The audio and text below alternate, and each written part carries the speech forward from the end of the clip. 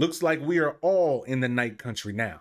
Now, while this episode was very emotionally charged, through all the evidence up until this point, I now have a suspect. And it may not be who you think. Let me get into the grim truth.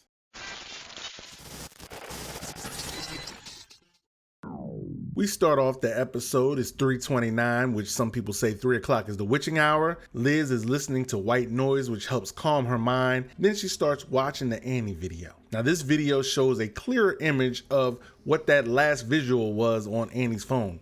A skeleton of a sea creature. Now a couple of y'all pointed out it was a skeleton in the last video, so I tip my hat to y'all for getting it right. She is restless and goes and checks on Lee, a figure in the background which also appears to be Sedna on the wall along with a snowflake. Here's where you start to see Liz caring and showing some vulnerability, which she does a lot in this episode. So Liz rides out, finds Navarro's sister Julia walking around, taking off her clothes, having an episode, and she stops to take care of her, really caring about her and what's going on with her. Then the intro comes in, and the last visual for this week is footprints leading somewhere in a dark place, which we find out later. Navarro thanks Liz. Then the detective music kicks in again as they say they need to discuss the Annie video. Then the next scene, Peter is seen sitting there looking at them removing the bodies, staring kind of ominously. And I'm gonna touch on Peter in a little bit. Peter and Liz are in the office and Peter mentions that he found a match looking for others with similar injuries to the Tsalal scientists. Connolly and Liz exchange pleasantries, but Liz still finds it weird he's hanging around about this case. Skip ahead and here's where we first get to the lighthouse. Eva's checking her sister Julia in. Now I do find it odd that Julia is the only one I've ever really seen with the markings on her chin. Everyone else has 3 lines. She has like a thicker solid line on her chin. And I wonder if that's going to come into play at all later because I never really talked about it. Next, Peter gives her the details about Otis Heiss, who had the same burns on both corneas and ruptured eardrums. Now he was 27 at the time of that injury in 1998, so that would make him about 52 years old now. Then Peter discusses how a trooper picked him up about 2 months ago and nobody's seen him since. Then he says, So he's a junkie? After the accident. Then Liz asks what caused the accident. That's the thing. There is no cause. But that wasn't the right question. She should have asked, what accident are you talking about? Why would Peter mention this accident out of nowhere? That literally makes no sense. I'm gonna let you know in a minute because I'm building up to the why. Liz wants Peter to get resources to go and look for Heiss. Peter says everybody's tied up. She says she don't care, do it anyway. Then Peter says, you know I really hate you, which sounded genuine and sounded real, but also I think it's important. Like it almost seems like it's just banter between them, like it's a real throwaway line.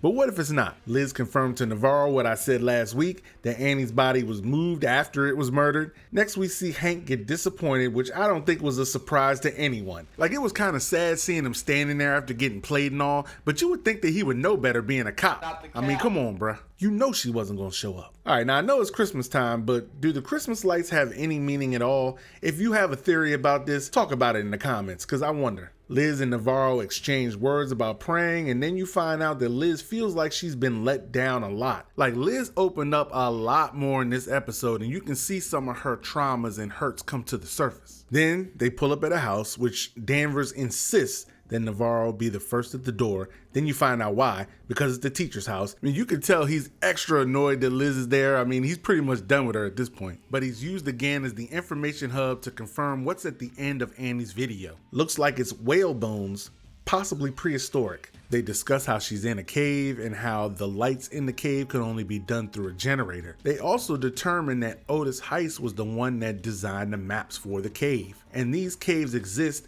out in Brooks Ridge. But the caves are very dangerous. They said they need to get out there. Then the wife comes back in and pretty much throws everybody out. Also, did the teacher just go around switching families? Because he jumped right from one family where his sons are there with Kate into this other pre-made family where obviously those are not his kids, but he's just in the picture. It almost looks like he just got photoshopped in the picture. Like, what is going on with this guy? Everybody's just jumping around, jumping from person to person in this town for real. Next, back at the lighthouse, Julia sees an orange roll from under the bed, which pretty much confirms that when you see that orange, there is some kind of passed away spirit that's around. She looks under the bed and sees the ghost, which looks like it's probably her mom because of that cross that Navarro threw out the truck when she was driving in episode 2.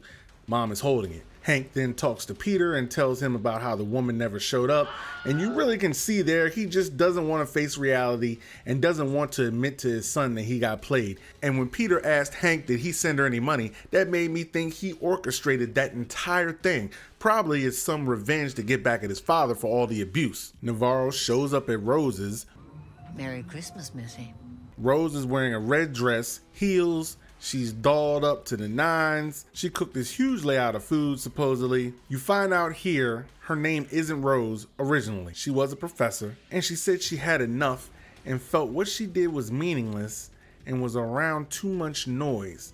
Says it's quieter here, except for all the dead. It is a little quieter here. Except for all the fucking dead. Now, the fact that she said it's quieter here and not Alaska, I think is specific. I think the whole conversation is worded specifically ambiguous, so you think she's really alive. And until I see Rose interact with someone that isn't Navarro, I don't think she's alive. I still think, like her with the whole red dress thing, she's there as a comfort to Navarro.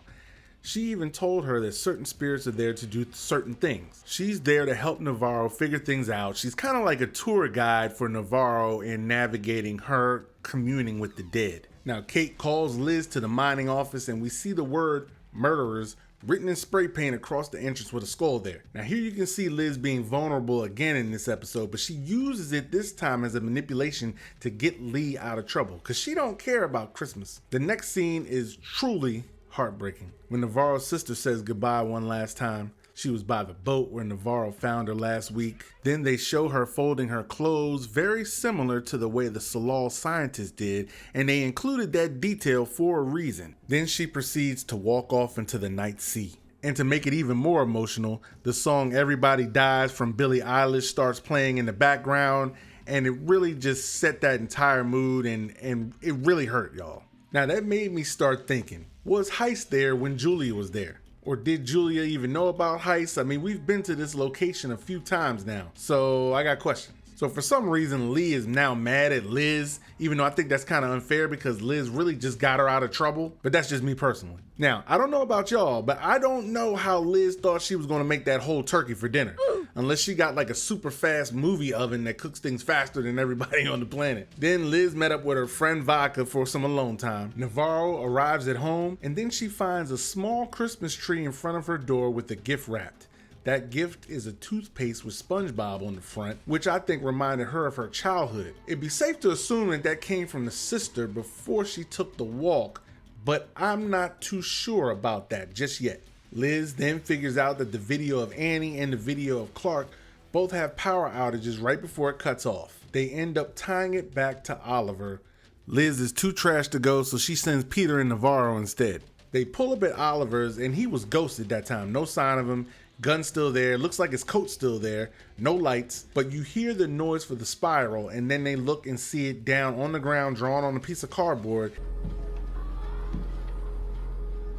and also on a small stone, which Navarro puts in her pocket. Next we see Liz get frustrated, then she goes to see the captain. He's in there watching Elf. She basically went over there just to be a jerk. They go into a conversation about the family she lost, then she leaves. Next we see Hank alone eating a TV dinner. He's watching Elf also. Like, is there only one channel in this town? Because why is everybody watching Elf? I mean, I like the movie too, but come on now. Hank was left with one lonely bottle of champagne and the responsibility of cleaning up those rose petals. Next, Navarro gets the call about Julia. Peter heads home and his wife is upset again. Then Navarro just goes scorched earth on everyone. First, she goes to the lighthouse, yells at the guy at the desk, rightfully so, about Julia leaving. Bro had no answers for her. I mean, ironically, they put Julia in the lighthouse, which normally represents safety, protection, but they don't even protect people there. What's the point of that place if mentally ill people can just come and go as they please? They may as well just be at home. Then Navarro pulls up on old boy from the first episode that hit the woman and tries to fight him and his two friends. Now, she was holding her own at first, but I think she realized she went there basically to take an L and get beat, so she just allowed herself to get her ass kicked. This Wild Darkness by Moby is playing in the background, and they really made it a point in this episode to show that everybody in the town handles their pain in a different way, wrong or right. Next, we cut to Liz driving. She sees the same polar bear in the middle of the road and swerves and crashes. Then the polar bear creeps up to her window, still haunting her. Now, after a little more research, I did find a polar bear spirit named Nanook. The Inuit hunters would worship this great bear because they believed that he decided if the hunters would be successful. Now, even though this is relating to Holden, we still get the Inuit mythology woven in the story for detail. Next, we get to Kavix. He fell asleep reading Who's Afraid of Virginia Woolf, which is a stage play about people living in illusions and making a choice to leave those illusions and deal with reality. Virginia Woolf was actually an author. She wrote a book named To the Lighthouse. Now that might be a callback to the facility Julie was in, seeing as how Virginia had a ton of mental illness, spoke of hearing voices, and ended up taking her own life. Told you this episode was heavy. He finds Navarro in there all beaten and bloody. He takes care of her like he took care of the wolf in the first episode, which now it seems like it was foreshadowing because he says, "Stubborn lady, ain't you picking fights with those big boys, you dummy." Kavik then asks Navarro about the stone with the spiral on it. She says she don't know what it is. Then he lured her into a false sense of security to pop her finger back in place. Next, Liz is shown having visions of Holden. Also, what looks like a graveyard with large whale bones making a wishbone-like shape. Navarro arrives at Danvers' place. He comes inside. Liz then moves the box out the way and it breaks. Navarro then sees the stuffed polar bear with the eye missing. Now, what's interesting about this is I always thought Navarro knew that it was Holden's, but in this scene, they really make it seem like she had no clue that it was Holden's at all. Like she had no idea that her vision of the polar bear was connected to Liz. Liz keeps preaching there's no ghosts. Then Liz gets frustrated, tosses the bear outside to prove a point. Then she finds out that Julia died. So now I think Liz feels like a real asshole. Navarro then talks about her fear that the curse is coming to get her next. Liz brings up how she's acting the same way she was acting with Wheeler. Now we get a little bit more from the scene. We get the part from the trailer where Navarro sees the dead woman that was laying there up screaming and pointing. I see Navarro still pretending like she doesn't see things, which I guess is comfort so she can feel normal. But now this brings us to my mad theory of the week. Now watch this. Liz gets a call from Peter saying he got sent a picture from Fisherman saying someone is near the dredge and he's gonna forward her that pic. That immediately clues me in that Peter is behind most of, not all, but most of what's going on. He's orchestrating this entire thing. Like I'm 99.9% sure that Peter has a large hand in what's happening. Feel free to tell me I'm wrong. Peter might be a good guy, but I don't think so. This entire episode brought it into question for me, and then I went back and looked at more things from Peter and realized he's been pulling strings this entire time. Let me give you my evidence. He says that he hates her, referring to Liz. He's always the one that's bringing them the information. He told them about the bodies. He's the one that brought his cousin the vet in. He brought them the video from Annie. He's the one that figured out that one guy's face could unlock the phone. He found Heist. He knew about the accident with Otis, even though nothing was ever mentioned about an accident. Plus, he's always getting picked on, being called freshman, being called dork. The way he looked when they moved the bodies early in the episode also was a huge giveaway. Also, I think when Navarro and Peter got to Oliver's and they found the stone and the spiral there, I think Peter put that there because he realized that he missed finding Oliver because he couldn't find him online. That's when Navarro told him, "You ain't gonna find everything online, freshman." Not everything is on a computer, freshman. Which clued him in that he made a mistake because he didn't consider they could find Oliver Zagok. So then he had to get rid of him and planted that spiral, which is also why those spirals look completely different from the ones that Raymond is drawing. It almost feels like this whole thing is a game that he's like manipulating and playing behind the scenes for some kind of revenge. This might be the greatest revenge mystery ever. You know, we never hear anything about Peter's mom yet. And maybe Liz did something to her or something that he wants payback for. I mean, Liz did screw over pretty much every woman in the town. Literally, either Peter or somebody that Peter's working for. I'm working on a video right now detailing all the reasons why Peter is behind this entire thing. Also, what the ramifications are with Peter being behind it and what we could possibly see coming in the next 2 episodes. So stay tuned for that. Liz shows Navarro the picture she was sent and it's a picture of a guy in a pink parka who they do assume is Clark, and they head out to the dredges. Now, as they are walking up to the dredges, they show it from kind of like a bird's eye view. Where were the fishermen that took the photo? I don't see anywhere where anybody could have been fishing. So where did he get that photo? Think about it. Reminds me a lot of when Merovingian told Neo, you didn't choose to come here, you were sent here. You are here because you were sent here.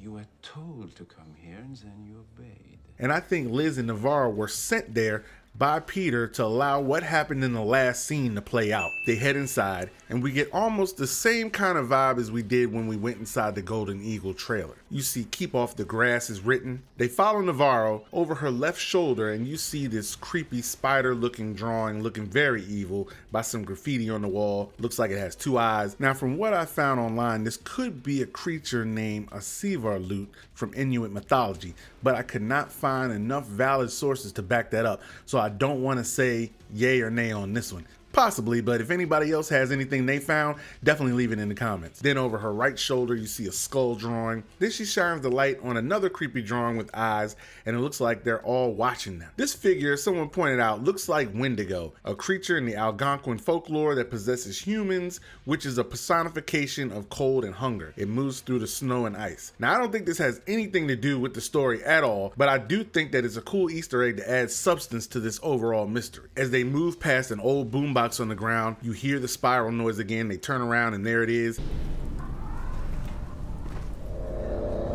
And it looks the same as it did in the Golden Eagle, which makes me think that this one was actually Clark. So when it looks normal, I feel like somebody else is drawing that, probably Peter. But when it's grotesque and diseased looking, I think it's Clark. Then you see another figure in the background with a crown on. Then the man with the pink parka starts running. They take off. Navarro hears a voice calling her name. Navarro stops, looks down, and sees her sister's body floating. Liz goes on by herself. Navarro goes down to where she saw the body floating and sees footprints coming out the water, which is the visual from the intro this week. She follows those footprints. Then it flips back to Liz, who catches up with the guy in the parka. He's standing in the corner, which is another callback to the Blair Witch. We see even more creepy drawings on the wall. Like, look at that smiley face. It's just unsettling. Then we find out it's not Clark, but it's old Otis Heist. Clearly he was in there doing drugs, as Peter stated earlier. Cut back to Navarro, who finds a Christmas tree. But this isn't a mini one. It's a full-size tree with music playing and a generator or battery attached. I think the song playing is Twist and Shout, since it goes with the recurring theme of the series, but let me know if it's something different. So whoever left that mini tree at Navarro's left the big one here for her to find. Someone, Peter, is messing with her at this point. Next, they try to jump scare you with her sister's ghost when it popped up behind her. Then we cut back to Liz talking to Otis. She asked where Raymond went. Otis said he's gone and went down to hide. He then says he's hiding in the Night Country. We're all in the Night Country now. That was a clear callback to Avengers Infinity War when Doctor Strange told Tony, "We're in the endgame now." the same way that line was used to define the final chapter of the Infinity Saga, that line is used to let us know that we're in the final chapters of this story and are going to learn why this season is called Night Country. It's also a callback to season 1 when Ledo says to Rust, "You're in Carcosa now. With me." Then Liz finds Navarro in a trance-like state with what appears to be a ruptured eardrum bleeding, and she looks terrified and freaked out. End of episode. So we got a bunch of subtle info in this episode, and I believe it was a catalyst to carry us into the rest of the season. We're in the end game now, and I feel like it's going to move fast because there's only 2 episodes left, and I'm very disappointed. I thought this was going to be an 8-episode season, but it says it's 6, so... Now the next one is supposed to come out earlier in the week, so that's kind of a win for us. So my 3 biggest questions are, what does Peter have to do with all this? What is Rose's real name? And how does the spiritual and supernatural connect to this season at all? Honestly, I think it would take away the integrity of the season if they just give us some blanket explanation for all the supernatural and kind of X it all out, make the spiral not really mean anything, make the Carcosa cult Sedna, none of this stuff mean anything.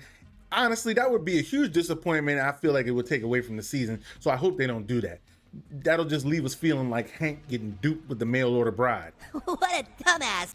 We don't want to be Hank. But what do you think? I'd love to hear your thoughts as always in the comments. Man, y'all giving some great information, some great theories, and I'm enjoying reading all of it. So I appreciate you stopping by. I got more reviews, more breakdowns, everything on the way. So definitely hit that subscribe button, hit that like button. Really appreciate the support. It definitely helps out. So until next time, please be safe, and remember, always speak your truth, all right?